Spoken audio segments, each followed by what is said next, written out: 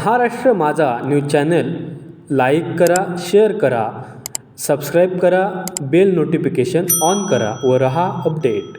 भारत माता की जय. भारत माता की जय.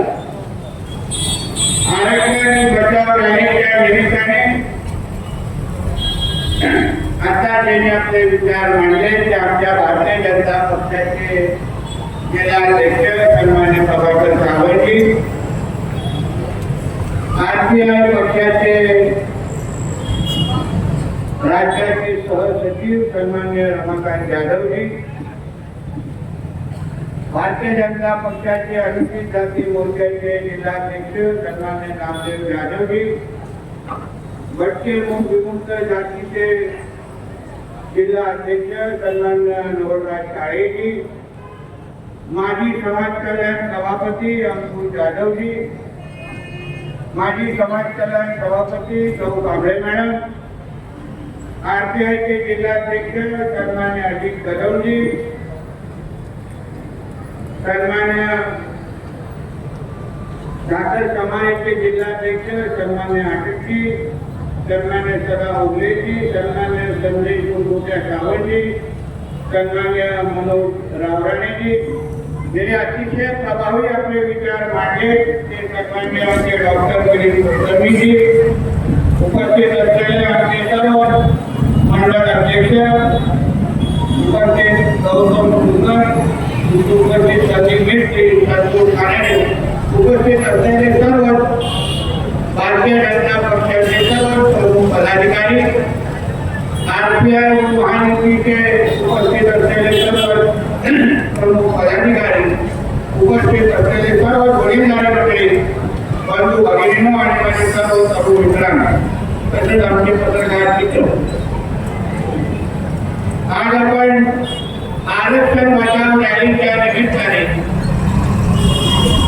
आज आपण इथे मोठ्या संख्येने इथे उपस्थित आहात. माझ्या अगोदरच्या सगळ्या वक्त्यांनी आरक्षणाच्या संदर्भात आपले विचार त्यांचे विचार आपल्यासमोर ठेवले आहेत.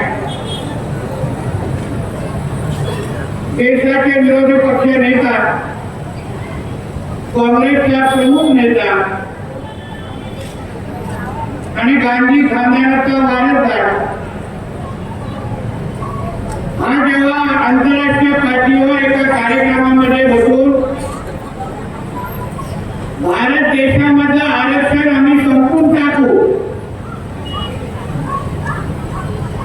असं जेव्हा वक्तव्य करतो तेव्हा त्याची दखल भारतातल्या प्रत्येक नागरिकांनी घ्यावी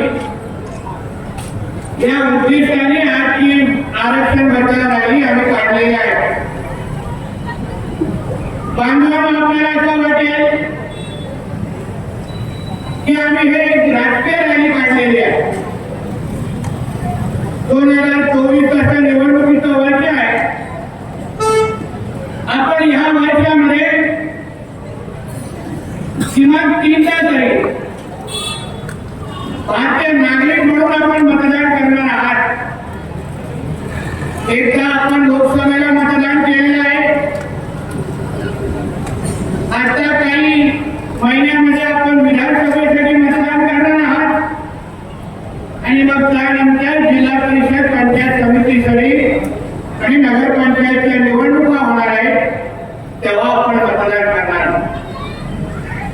म्हणून मतदान करत असताना आपण जो मतदानाचा हक्क पुढच्या 5 वर्षांसाठी बजावता म्हणून मतदान करत असताना आपल्या सगळ्या जणांना जाणीव असली पाहिजे, आपल्या सगळ्या जणांकडे माहिती असली पाहिजे की आपण कुठला विचार घेऊन कोणाचा ऐकून कोणासाठी आपण मतदान करता किंवा करावं या सगळी परिस्थिती आपल्या समोर मांडण्यासाठी आम्ही आज सगळेजण इथे उपस्थित आहोत.